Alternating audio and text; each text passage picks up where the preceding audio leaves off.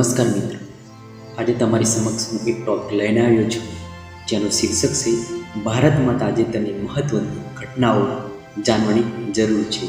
ભારતમાં તાજેતરની મહત્વની ઘટનાઓ જાણવાની જરૂર છે એના માટે આ વિડીયો છે. તો આ તમામ પરીક્ષાઓ માટે આ ઉપયોગી રહેશે, જેમ કે જીપીએસસી, જીએસએસબી, જીપીએસએસબીમાં જોઈએ તો તલાટી કમ મંત્રી, જુનિયર ક્લાર્ક સેવક, તેમજ પોલીસ કોન્સ્ટેબલમાં જોઈએ તો પીએસઆઈ, એએસઆઈ કોન્સ્ટેબલ વગેરે પરીક્ષાઓમાં આ ઉપયોગી રહેશે. તો આપણે શરૂઆત કરીએ. ભારતમાં તાજેતરની મહત્વની ઘટનાઓ, જેમાં પ્રશ્ન નંબર 1, તાજેતરમાં પુરાતાત્વિકવિદો સૌથી જૂની અને જાણીતી ઓકલ સ્ટિક એક પ્રકારની પ્રાચીન આઈલાઇનર ક્યાંથી મળી છે? તો તેનો જવાબ આવશે તુર્કીના એસિલોવા હુયુક નામના પુરાતાત્વિક સ્થળમાંથી. પ્રશ્ન નંબર 2, 2 ઓક્ટોબર 2024ના રોજ લાલ બહાદુર શાસ્ત્રીની કેટલામી જન્મ જયંતિ ઉજવવામાં આવી? તો એનો જવાબ છે 120મી જન્મ જયંતિ. પ્રશ્ન નંબર 3, તાજેતરમાં મહારાષ્ટ્ર સરકાર દ્વારા પુણે આંતરરાષ્ટ્રીય એરપોર્ટનું નામ બદલીને કયું નામ રાખવાની મંજૂરી આપવામાં આવી? તો તેનો જવાબ છે જગતગુરુ સંત તુકારામ મહારાજ એરપોર્ટ.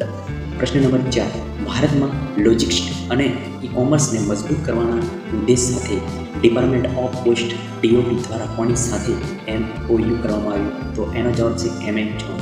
પ્રશ્ન નંબર 5, તાજેતરમાં RBI deputy governor M Rajeshwar રાવનો કાર્યકાળ કેટલો વધારવામાં આવ્યો છે? તો એનો જવાબ છે 1 વર્ષ વધારવામાં આવ્યો છે. તો પ્રશ્ન નંબર 6, તાજેતરમાં કયા મંત્રાલય દ્વારા ડ્રાફ્ટ નેશનલ સ્પોર્ટ્સ ગવર્નન્સ 2024 બહાર પાડવામાં આવ્યું? તો એનો જવાબ રહેશે યુવા બાબત અને રમત મંત્રાલય. ઓકે.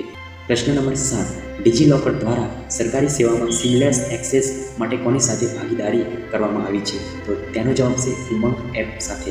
પ્રશ્ન નંબર 8, દેશમાં કોલસાનું ઉત્પાદન નાણાકીય વર્ષ 2024-25માં કેટલા ટકા વધ્યું છે? તેનો જવાબ છે 5.85%. તો નેક્સ્ટ જોઈએ.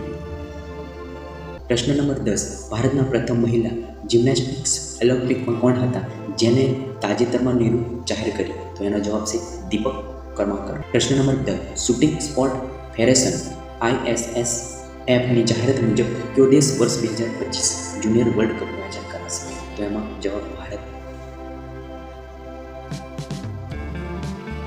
પ્રશ્ન નંબર 11, તાજેતરમાં નવીનીકરણ પામેલા ધાતુપાત્ર સંગ્રહાલયનું ઉદ્ઘાટન ક્યાં કરવામાં આવ્યું? તો એનો જવાબ છે વિશાલ, અમદાવાદ.